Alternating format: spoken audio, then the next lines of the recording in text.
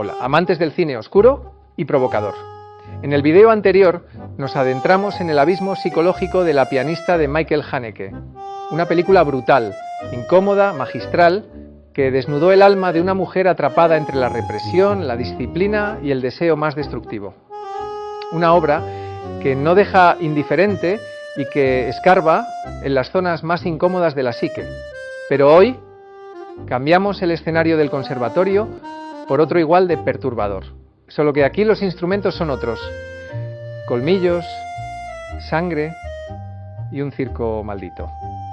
Bienvenidos a El ático de Belayut, donde los monstruos no se esconden bajo la cama, sino que actúan bajo los focos de una carpa de mente.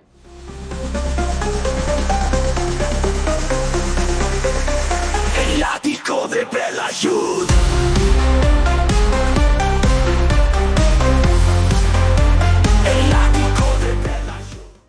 Hoy hablamos de Vampire Circus, 1972, dirigida por Robert Young.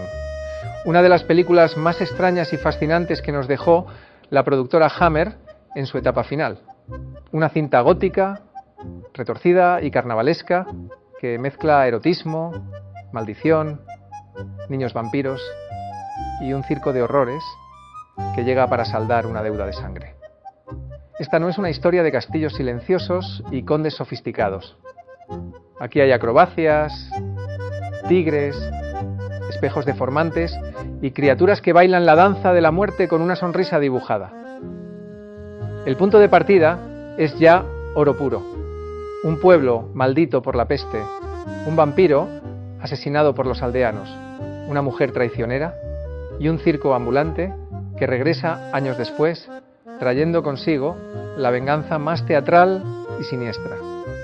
Todo en Vampire Circus transpira exceso. Los colores saturados, la música dramática, los gestos exagerados.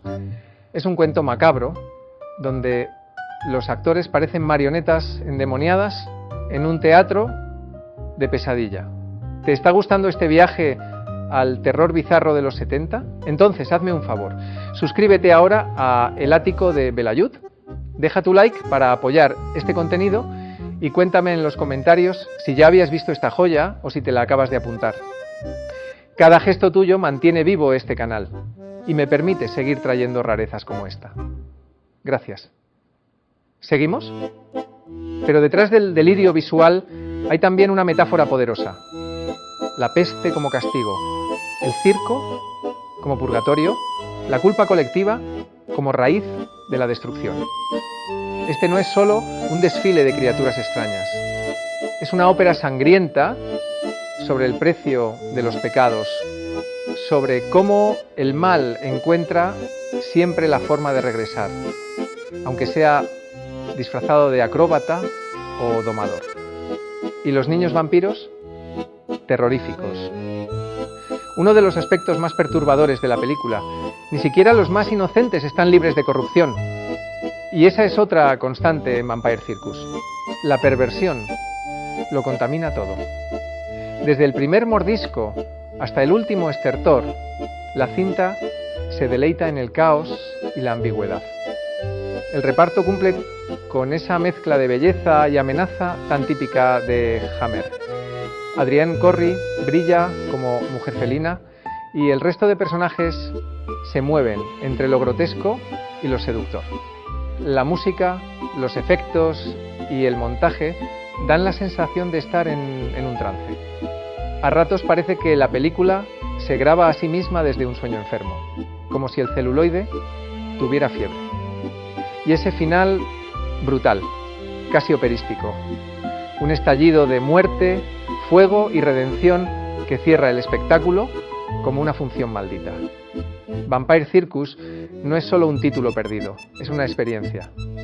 Una película que entra por los ojos, te atrapa por lo extraño y se queda contigo por lo incómodo. Es lo que la Hammer podía ofrecer cuando se soltaba del corsé y dejaba que su imaginación se volviera salvaje. Así que si alguna vez te preguntaste qué pasaría si Fellini hiciera una película de vampiros con guión de Lovecraft y producción setentera, bueno, aquí tienes la respuesta. No olvides suscribirte a El Ático de Belayud, darle like si disfrutaste del vídeo y déjame en comentarios tu escena favorita o esa imagen que se te quedó grabada. Porque este circo puede haber plegado su carpa, pero sus monstruos siguen dando vueltas en la oscuridad de tu memoria.